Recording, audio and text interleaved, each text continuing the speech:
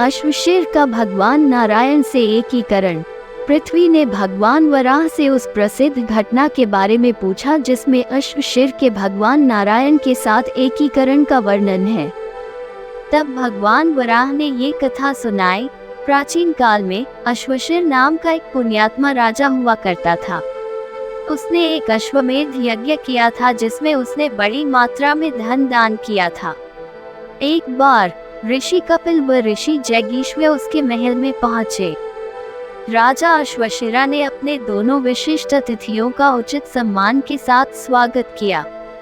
औपचारिकताएं पूरी होने के बाद उन्होंने अपने दोनों अतिथियों से भगवान नारायण को प्रसन्न करने के तरीकों के बारे में पूछा और भगवान नारायण की पूजा से संबंधित अनुष्ठानों के बारे में भी पूछा। प्रबुद्ध आत्मा होने के नाते दोनों ऋषियों को एहसास हुआ कि अश्वशिर अपनी अज्ञानता के कारण ये प्रश्न पूछ रहा था, इसलिए उन्होंने उसे नारायण की सर्वव्यापी प्रकृति के बारे में बताने का फैसला किया और कहा, नारायण को प्रसन्न करने से आपका क्या मतलब है? क्या तुम्हें अपने सामने दो नारायण खड़े दिखाई नहीं दे रहे? लेकिन अश्वशिर प्रसन्न और आश्वस्त नहीं थे, इसलिए उन्होंने उत्तर दिया, मैं इस बात से इनकार नहीं करता कि आप दोनों के पास अलौकिक शक्तियां हैं और यह भी कि तपस्या से प्राप्त पुण्यों के कारण आपके सभी पाप नष्ट हो गए हैं। लेकिन मैं आपके नारायण होने के दावे पर विश्वास नहीं करता। भगवान नारायण सर्वशक्तिमान ईश्वर और सर्वोच्च देवता हैं। उनके हाथों में शंख, चक्र और गदा है। वह पीताम्बर पहनते हैं और उनकी सवारी गरुड़ है। उनकी महिमा अवर्णनीय और अतुलनीय है। जैसा कि अश्वशिर ने वैध मुद्दे उठाए थे, ऋषि कपिल ने अपनी दिव्य शक्तियों की मदद से उनका रूप बदल दिया। इसी तरह ऋषि जैगीश्वर ने अपना रूप बदल लिया और गरुड़ बन गए। लेकिन अश्वशिर फिर भी आश्वस्त नहीं हुए और बोले, मैं आपको नारायण कैसे मान सकता हूँ, क्योंकि आपकी नाभि से कमल प्रकट होने का कोई संकेत नहीं है जिसमें भगवान ब्रह्मा का निवास है। तब ऋषि कपिल ने अपना रूप थोड़ा बदल लिया और एक भ्रम पैदा किया जिससे उनकी नाभि से निकलने वाला कमल का फूल अश्वशिर को दिखाई देने लगा। ऋषि जैगीश्वर भगवान ब्रह्मा के भेष में उस कमल के फूल पर बैठे। इतना ही नहीं, उन्होंने एक माया भी रची जिसके कारण सभी प्रकार के जीवित प्राणी महल परिसर के अंदर आ गए। अश्वशिर वास्तव में भ्रमित हो गया और उसने दोनों ऋषियों से जादू तोड़ने का अनुरोध किया। दोनों ऋषियों ने अश्वशिरा के धैर्य की सीमा का परीक्षण न करने का निर्णय लिया और इसलिए उन्होंने अपने अपने भेषों को अपने मूल स्वरूप में बदल दिया। दोनों ने कहा, नारायण एक है लेकिन स्वयं को अनगिनत रूपों में प्रकट कर सकते हैं। संपूर्ण ब्रह्मांड उनकी रचना है और वह हर एक प्राणी में मौजूद है। एक नश्वर प्राणी के लिए सर्वशक्तिमान नारायण की चमक को सहन करना असंभव है और केवल तभी जब वह अपने अधिक सौम्य रूप में प्रकट होता है तभी प्रबुद्ध व्यक्ति उसे देख पाता है।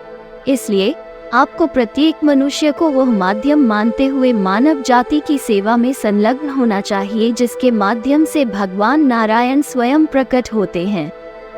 दोनों ऋषियों द्वारा दिए गए स्पष्टीकरण से अश्वशिर संतुष्ट हो गए, लेकिन एक प्रश्न अभी भी उन्हें बहुत परेशान कर रहा था।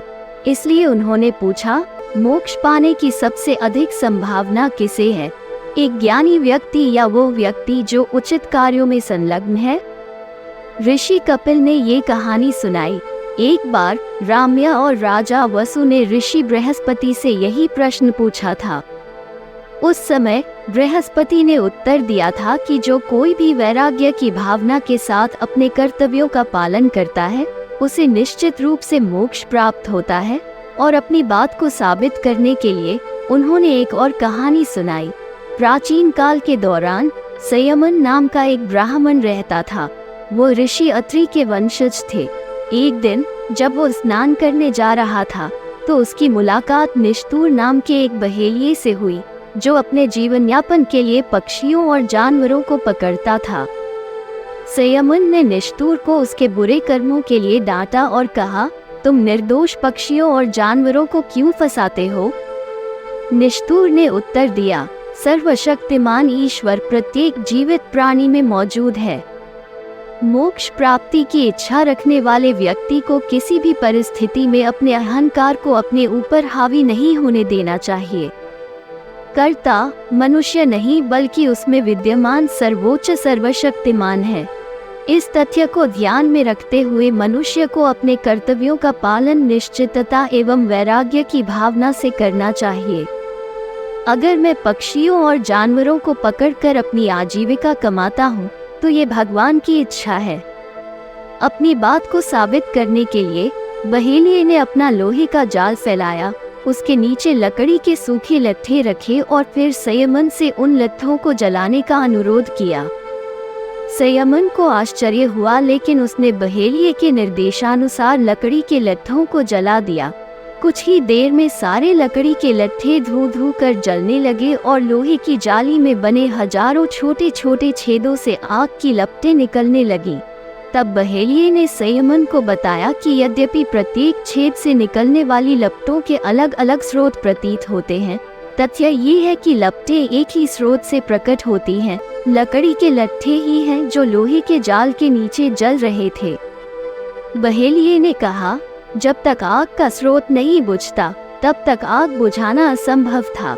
लोहे के जाल के प्रत्येक छेद की तुलना एक व्यक्ति से और सर्वशक्तिमान ईश्वर की अग्नि के स्रोत से की जा सकती है।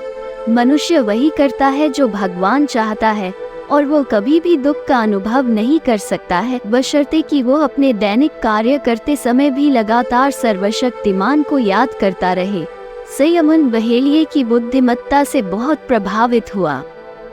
अपनी कहानी समाप्त करने के बाद ऋषि बृहस्पति ने राम्या से कहा, अब यह आपके लिए ये स्पष्ट होना चाहिए कि मोक्ष किसी भी व्यक्ति की पहुंच के भीतर है। इससे कोई फर्क नहीं पड़ता कि मोक्ष की तलाश करने वाला एक गृहस्थ है या ज्ञान की इच्छा रखने वाला सन्यासी है। अश्वशिर की कहानी को जारी रखते हुए भगवान वराह ने पृथ्वी को बताया, राजा अश्वशिर कपिल के उपदेशों से इतने प्रभावित हुए कि वो नैमिषारण्य चले गए और अपना शेष जीवन भगवान नारायण की सेवा में बिताया। एक बार जब वह यज्ञ कर रहे थे, अचानक भगवान विष्णु एक उज्ज्वल तेज के रूप में वेदी से प्रकट हुए और अश्वशिर की पहचान उसमें विलीन हो गई। इस तरह अश्वशिर अपनी गहरी भक्ति के आधार पर भगवान विष्णु के साथ एकाकार हो गए। धन्यवाद। आप देख रहे थे गॉड ब्लेस टीवी हिंदी। हमारे साथ जुड़ने के लिए सब्सक्राइब अवश्य करें।